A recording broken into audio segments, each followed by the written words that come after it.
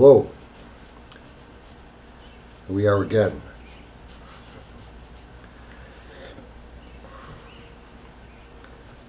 I wanted to talk today about reverse meanings and about the 3, 8, and 9, and 10 of swords on the Rider-Waite deck.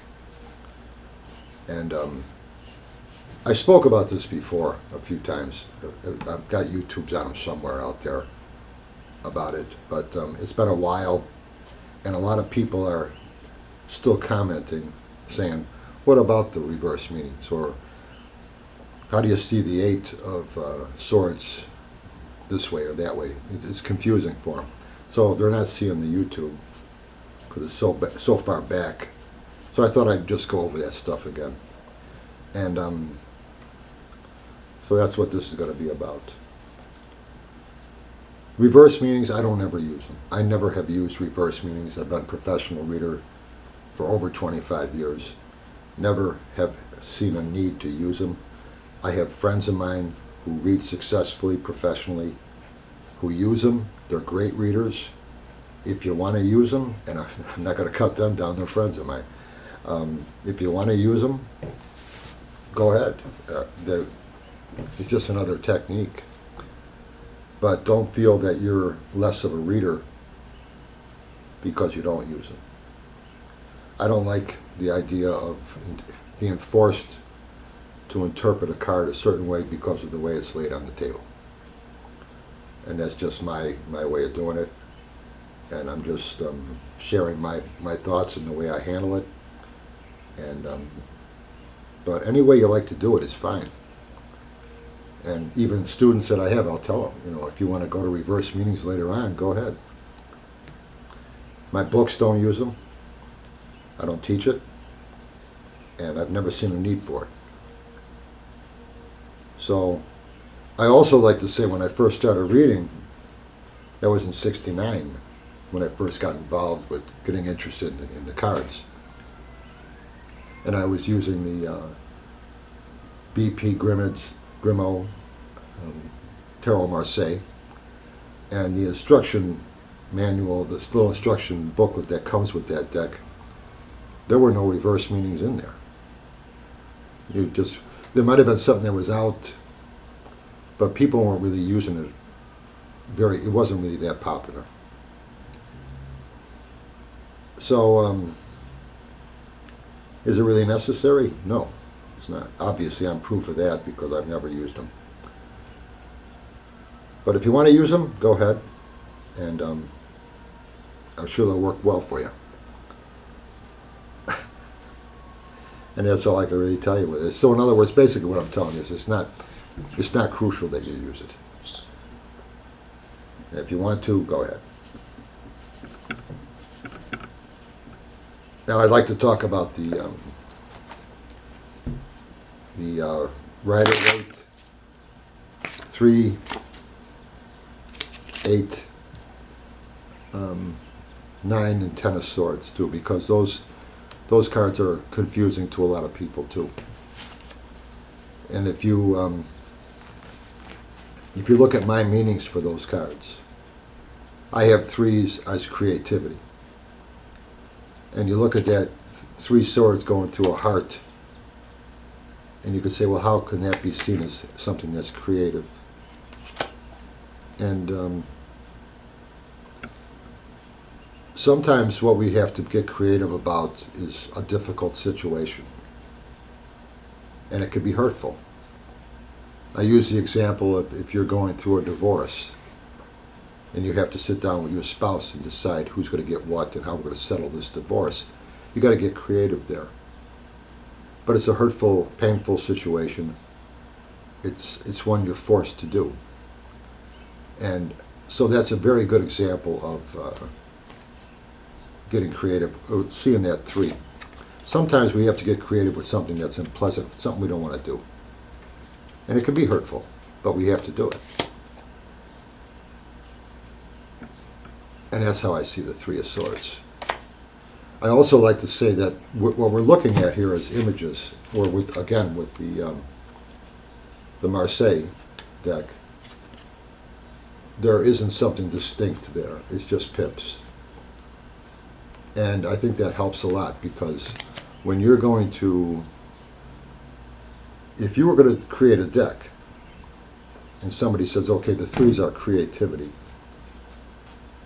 so create 4 of them, 1 for each suit, something that deals with creativity. Well, you're talking about making one particular picture. And there's all sorts of different images that can be used for creativity, or for attainment, or for advancement, or for completion, or the other meanings of these cards.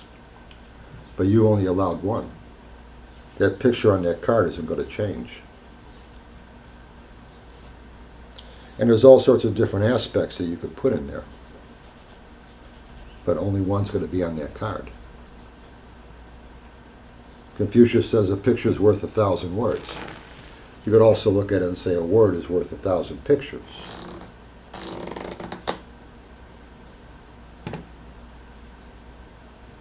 Where with a traditional tarot deck,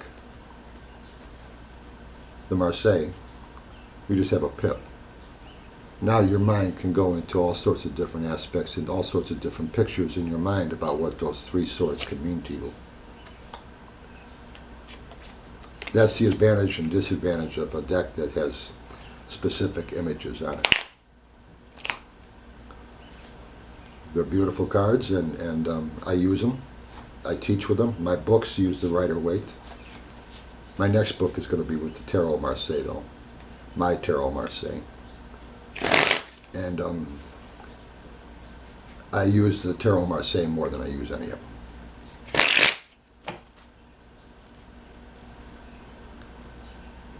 Well, anyway, that's an example of what the 3 of Swords there can show you. And just because it's the 3 swords on there, it doesn't mean you have to get creative in some unpleasant situation. It's just showing you an aspect of creativity. Maybe your creativity, the issue you're looking into, could be for something very pleasant. That's just one snapshot of a type of creativity. So it's a suggestion. Is this the type of creativity you're looking at? Something painful? No, I'm not. Okay, well, it's still creativity. So if you are familiar with the Marseille or a traditional deck like that with just pips, you realize that, okay, 3 swords doesn't necessarily have to be a negative looking card.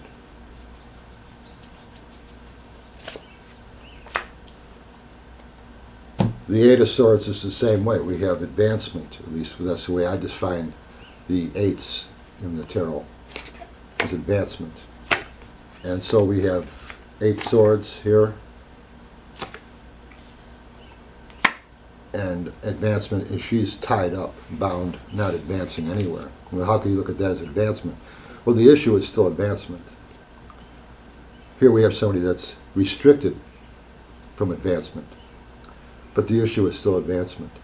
And when that comes up in a reading, does that necessarily mean that you're restricted? No. That's one image of a type of advancement issue that we see on the card.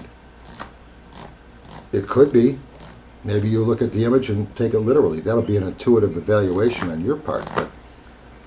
But defining it and saying, well, okay, maybe you're being blocked for advancement. If you're not, well, now's the time for advancement. That's all.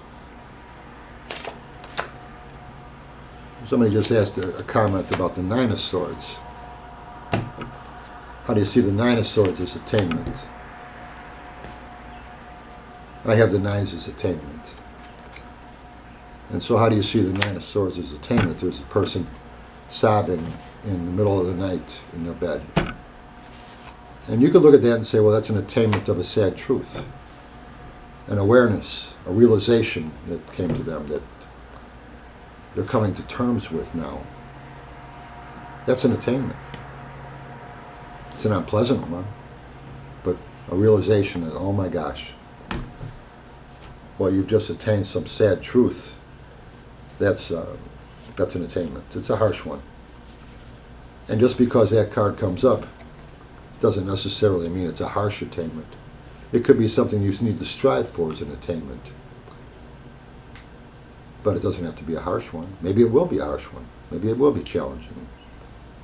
If you were An example of that, if you were a drug addict and you needed to go to counseling, well, that's a form of attainment there, that you come to realize that I need to do this. I need to get out of self-denial and move forward with this. So in the long run, it's a happy time, but it's also a very challenging time for you.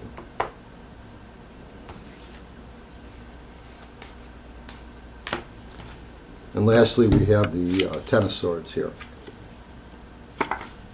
And tens are completion.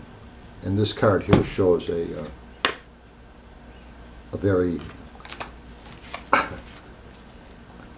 negative looking completion here. But completions are completion. That card could represent retirement, graduation, something very pleasant. And that's a conflict you're going to have, that if you strictly use a deck like the Rider-Waite, every time you see the Ten of Swords, you're going to see that negative image. I still think it's to your advantage to learn a traditional deck first, or as well as a deck like the Rider-Waite. So a Marseille deck is good to have, because then you'll see and learn the Ten of Swords is just 10 swords too. And that this is just a snapshot of one type of completion. But it doesn't necessarily mean that's the only type of completion this card represents.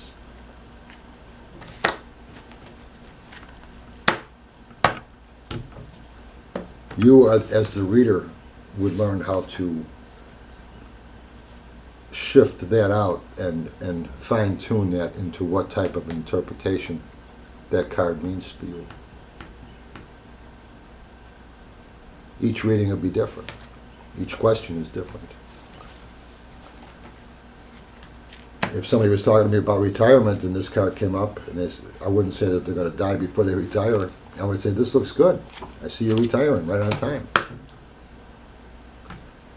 The end is coming. So you have to bypass the image sometimes and just look at what the card is supposed to mean, and think about all the possibilities of the images that could have been put in that card to mean what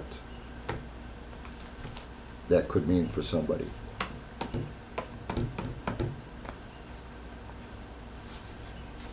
One other thing I wanted to mention really quickly is certificates. I don't have a school of the tarot, and I never will have one. I teach privately. I mentor private lessons. I also do some classes here and there, and it's fun, but I don't give out any certificates. And if you want to follow a situation, a school of tarot, and get a certificate, that's fine. I never saw, I must be a dropout, a tarot dropout.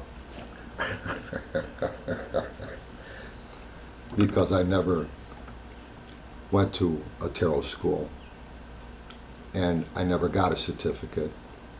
My mother did once. I came over to her house, and she's been a reader. She was a reader at the time for forever.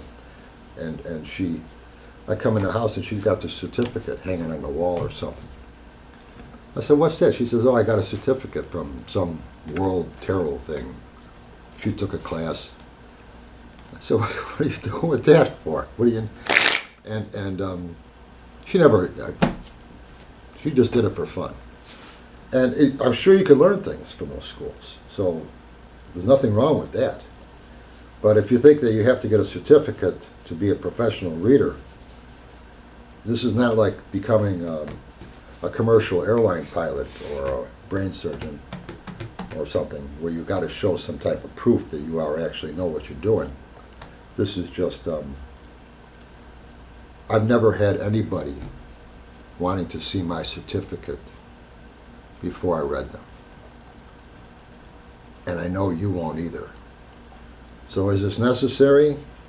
And if you show a certificate, I don't think anybody's going to really, oh, geez, you got a certificate. Well, that's, I mean, I don't see anybody really being impressed with that.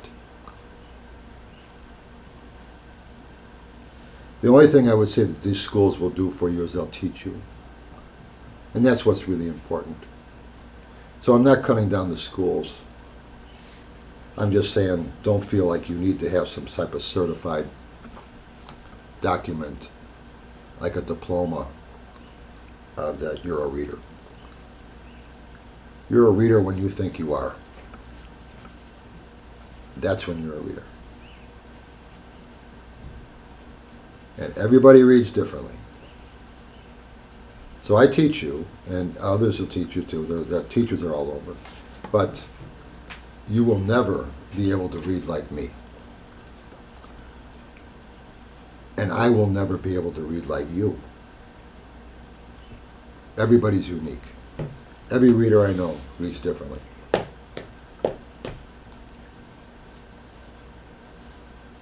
And that's just part of the whole craft. It's just what it is. So you're going to be your own reader. And that when you are, I mean, you might pick up things that I taught you or somebody else taught you, and that'll be great. You might pick up some little thing here or some little thing there, and you might use it. And you're more than welcome to use anything I'm doing. But you're going to put together your own style. And that's what you're going to get comfortable with. I like doing this, or I like doing that. And you're going to try different things, and you're going to change this, and you're going to move this around. And use this deck, this card spread, throw that away, do this, do that. You're going to do all sorts of that kind of stuff. And you're not lost when you're doing it. You're just trying different things. And eventually things start to get consistent with you. And you get your space in there. And you'll do just fine. So anyway, I hope everybody's healthy. Good healing energy to all of you. And I'm fine. And so is Linda. And today's Easter, so happy Easter. Keep throwing cards. Bye.